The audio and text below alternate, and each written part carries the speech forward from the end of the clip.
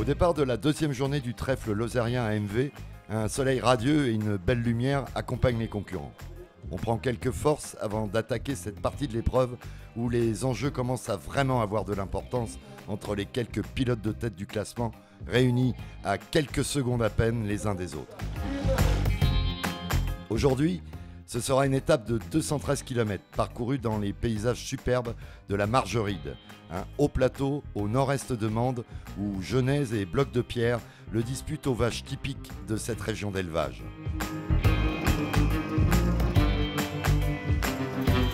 Une courte liaison nous mènera au départ de la première spéciale, mais avant cela, nous rencontrons Christian Boulet, responsable de l'aménagement environnemental de ce trèfle lozérien à MV.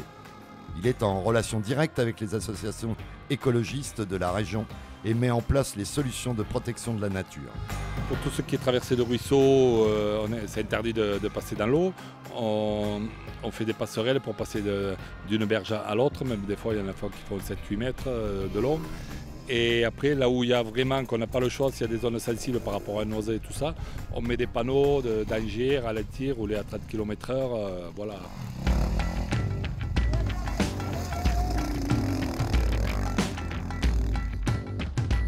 La première spéciale de la matinée est tracée dans un superbe vallon au milieu des genêts. Ici, il règne une ambiance très particulière et le public s'est déplacé en masse. Lieu de charme qui va être le théâtre des premiers rebondissements de la journée. Les premiers à s'élancer font le travail, mais ça glisse pas mal à cause de la rosée matinale. Plusieurs pilotes vont à la faute, et notamment Loïc Larieux, le vainqueur de la veille.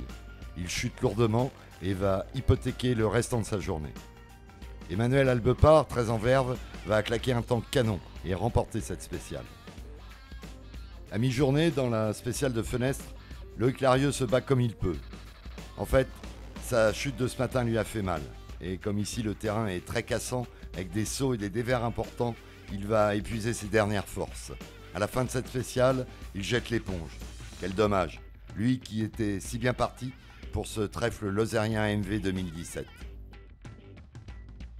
C'est Romain Boucardet qui va remporter cette spéciale, rapide, technique et franchement spectaculaire.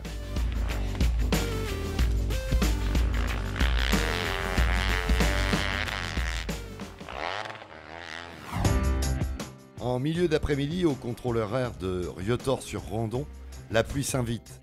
Et quand on vous dit la pluie, il serait plus juste de parler de déluge. On attend que ça se calme un peu et on en profite pour rendre visite au clan Pirou. Carole, la fille, roule en compagnie d'Eric, le papa, illustre pilote du Dakar. Ambiance familiale et joyeuse garantie. J'ai un gendre, enfin un futur gendre, mais bon, ça fait longtemps. Il fait de l'enduro, son père aussi, enfin on est tous là en famille. Donc il y a les deux familles recomposées et c'est extraordinaire. On est top, c'est bien, c'est que du bonheur. J'étais pas passionnée par la moto tout de suite. La passion est venue bien après, j'ai commencé vraiment à 15 ans. Et en fait je me suis pris au jeu et voyant mon niveau augmenter, j'ai décidé de faire les classiques avec mon père et c'est parti de là, tout est parti de là. Je pensais pas arriver un jour à faire le trèfle, mais voilà, c'est que du bonheur. Nous voici revenus à Mende, sur la spéciale de la Vabre. Beaucoup plus grassouillette que la veille, avec ce qu'il est tombé du ciel. La tension est énorme. Entre Emmanuel Albepart et Romain Boucardet, seulement 11 centièmes de différence. La pluie est là, le terrain est piégeux, il va falloir faire très attention, ne pas perdre trop de temps, mais assurer le chrono.